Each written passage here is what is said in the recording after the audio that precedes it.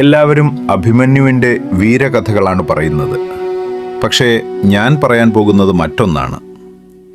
ധൈര്യം വലിയ ശക്തിയാണ്. പക്ഷേ അതിനൊപ്പം ബുദ്ധിയില്ലെങ്കിൽ അതേ ധൈര്യം നാശമായി മാറും. അഭിമന്യു ചക്രവ്യൂഹത്തിലേക്ക് കയറി. കാരണം അവൻ പേടിച്ചില്ല. പക്ഷേ പുറത്തേക്ക് വരാനുള്ള വഴി അവൻ അറിയില്ലായിരുന്നു. ജീവിതവും അങ്ങനെ തന്നെയാണ്. എടുത്തുചാട്ടം ചിലപ്പോൾ കയ്യടികൾ നേടും. പക്ഷേ അധിക ആത്മവിശ്വാസം ഒരു നിമിഷം കൊണ്ട് എല്ലാം തകർക്കും. യുദ്ധത്തിൽ ജയിക്കാൻ ധൈര്യം മാത്രം പോരാ, തിരിഞ്ഞു ചിന്തിക്കാനുള്ള ബുദ്ധിയും വേണം. ഓർക്കുക, ഓരോ ചക്രവ്യൂഹത്തിനും ഒരു പ്രവേശനവാതിലുണ്ടാകും. പക്ഷേ പുറത്തു കടക്കാനുള്ള വഴി അറിയാത്തവർ ചരിത്രത്തിൽ വീരന്മാരായി ഓർമ്മിക്കപ്പെട്ടാലും ജീവിതത്തിൽ തോറ്റവരായിരിക്കും.